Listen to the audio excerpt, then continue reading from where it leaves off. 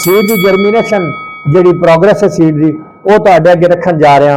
उन्हां दी ज़बानी उन्हां दी voice note मैं उत्ते लाण लग्या, वो तुसीं सुन लो।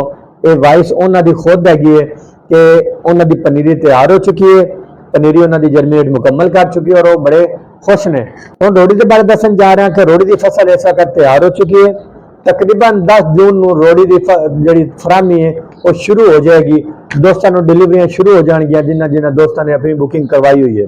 रोड़ी की पैदावार 300 मन तो उत्ते उत्ते आती है फी एकड़। बलोचिस्तान 500 मन तक भी लाई गई है रिकॉर्ड पैदावार।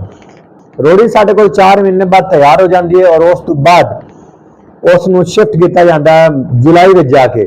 जून के पहले हफ्ते, जून की 5-10 तारीख तक तैयार होगी। जुलाई के पहले हफ्ते उन्हें शिफ्ट कर दो। रोड़ी की जी फसल है वो 3.5 महीनों के तैयार हो जाती है।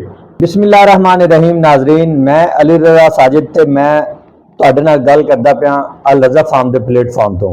मोहतरम नाजरीन, बहुत सारे दोस्त सवाल करते हैं कि प्याजी जी है रोड़ी और रोड़ी का की फंक्शन है, रोड़ी की होंगी है, किस तरह लाई जाती है, कदों तैयार होंगी है, तो फिर उनकी शिफ्टिंग का तो टाइम तैयार होने का जोड़ा उनका टाइम है वो की है, वो खुराक की है। अज मैं यह सारी वीडियो रोड़ी के बनाने जा रहा। तो फिर चंद एक मालूमात मैं इजाफे शामिल कराँगा, वो भी सुना जे, वो भी इंशाल्लाह मेरे किसान भाइयों को पसंद आन गया। वो साड़ी परफॉर्मेंस के मुतलक ने। लेकिन पहले आप किसान भाइयों के सवालों के जवाब दे देविए। नाजरीन, रोड़ी प्याजी ये प्याज की फसल का एक एडवांस तरीका है। एडवांस तरीका तो मुनाफा बख्श तरीका। बहुत सारे दोस्त जोड़े किसान भाई ने वो रोड़ी लाते भी होंगे और वो बारे तमाम मालूमात रखते भी होंगे। बहुत सारे एक्सपर्ट दोस्त वीडियो देख रहे होंगे तो उन्होंने गुजारिश है कि वो अपनी मालूमात लाजमी शेयर करें अगर साड़ियाँ मालूमात कोई कमी बेशी हो। नाजरीन, प्याजी तैयार करने का सब तो पहला जोड़ा टाइम शुरू होता है वो जनवरी के लास्ट और फरवरी के पहले हफ्ते होता है। फरवरी के पहले हफ्ते या जनवरी के आखिरी हफ्ते के पनीरी काश्त कर दी जाती है प्याजी तैयार करने वास्ते और वो आके मई के तैयार हो जाती है। फरवरी, मार्च, अप्रैल ते मई 4 महीने टाइम है प्याजी तैयार होने का। तुसी नसरपुरी ते हजारी दो वैरायटियां की तुसी प्याजी तैयार कर सकते हो। रोड़ी जी है इस तो इलावा रोड़ी तैयार करने की जरूरत नहीं है। फुलकारा जोड़ा है वो कामयाब नहीं है क्योंकि वो सर्दियों की वैरायटी है। तो रोड़ी हमेशा जुलाई में लगती है। 1 जुलाई तो रोड़ी की फसल जी है वो ला दी जाती है। रोड़ी किस तरह तैयार की जाती है जी? नॉर्मली तो असं सीड पाने 300 ग्राम तो लैके 500 ग्राम तक फी मरला। लेकिन रोड़ी का जोड़ा सीड है, रोड़ी वास्ते जो सीड है 200 ग्राम फी मरला पाया जाता है। तो 1 किलो नू कम अज कम 5 मरले के काश्त किया जाता है। खुला खुला विरला विरला वो काश्त करने की वजह यह है कि वो प्याजी बननी होंगी थले गंढी बननी होंगी, उस गंढी को फैलना होंगे तो लिहाजा जी विरली विरली या खुली खुली पनीरी होंगी है वो गंढी बनने आसानी होंगी उन्होंने। नाजरीन, ये तो तरीका हो गया पनीरी तो बाद पनीरी को रोड़ी च कन्वर्ट करने का। रोड़ी साढ़े को 4 महीने बाद तैयार हो जाती है और उस तो बाद उसनू शिफ्ट किया जाता है जुलाई में जाके। जून के पहले हफ्ते, जून की 5-10 तारीख तक तैयार होगी। जुलाई के पहले हफ्ते उन्हें शिफ्ट कर दो। रोड़ी की जी फसल है वो 3.5 महीनों के तैयार हो जाती है। खुराक जी है नॉर्मल जी क्रॉप होंगी उसमें असी 1 बोरी DAP तो कोई 2-3 बोरियां यूरिया दे देंगे। अगर दोस्त 1.5 बोरी DAP थले दे लैन तो यूरिया दी 3 बोरियां दे लैन तो बेहतरीन खुराक हो जाती है। और बहुत सारे दोस्त ने बजट का ख्याल नहीं करते और बजट उन्होंने को होंगे और 2 बोरियां वो DAP दी पा लेंगे।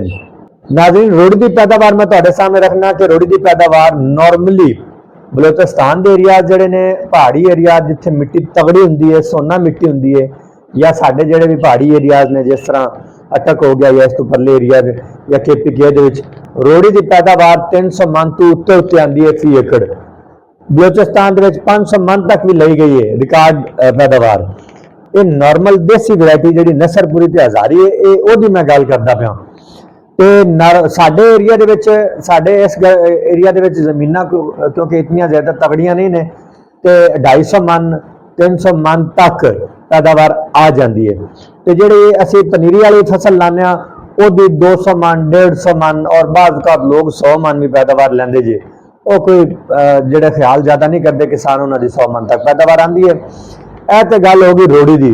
हम रोड़ी के बारे दसन जा रहे हैं कि रोड़ी की फसल इस वक्त तैयार हो चुकी है। तकरीबन 10 जून को रोड़ी की जी फराहमी है वो शुरू हो जाएगी। दोस्तों को डिलीवरियां शुरू हो जाएगियां जिन्होंने जिन्होंने दोस्तों ने अपनी बुकिंग करवाई हुई है, जिन्होंने दोस्तों ने रोड़ी लैनी है और साढ़े नाल कनैक्टेड ने डेली बेसिस पे। इंशाअल्लाह अज़ व जल 10 जून को साढ़े नाल राबता कर लैन, असीं रोड़ी फराहम कर देवांगे। रोड़ी के रेट्स पुछते हैं दोस्त, कोई रेट्स पहले दसे भी नहीं जाते होंगे तो पहले असीं दस भी नहीं सकते। असीं सब तो पहले जिहड़े किसान नूं चकवाल दे विच सीड फराहम कीता सी मोहतरम गुल अख्तर साहब ने, हाजी गुल अख्तर साहब ने। तहसील भी चकवाल है उन्होंने ते अपना जिला भी चकवाल है तो चकवाल सिटी दे रिहायशी ने, उन्होंने पनीरी काश्त की है। असीं तुहाडे अगे वीडियो तुसीं देख रहे हो मौके ते। ये 4 किलो सीड है, 4 तो 6 किलो सीड नूं उन्होंने एक कनाल दे विच काश्त किया है, खुला खुला करके काश्त किया है। उन्होंने जाती पनीरी लानी सी, इस वास्ते खुला तैयार किया कि पनीरी मोटी हो जाए। सीड की जर्मीनेशन जी प्रोग्रेस है सीड की वो तुहाडे अगे रखन जा रहा। उन्होंने जबानी उन्होंने वॉइस नोट मैं उत्ते लान लग्या, वो तुसीं सुन लो।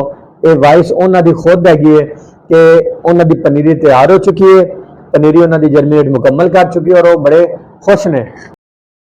जी अली साहब ये तकरीबन 1 कनाल के करीब ही है। 4 किलो लाया सी ना मैं 2 किलो बड़े भाई का, तो 4 कनाल तकरीबन 100% ही साढ़ा ज़ाया को नहीं होया, कोई भी नहीं ज़ाया होया माशाल्लाह। अच्छा जड़ा ना रिजल्ट देता है इसो। तो मैं दसना तो मैं वीडियो अज तो पानी लगे इसनू तो बंदा पानी ला छोड़े सी, लेकिन कल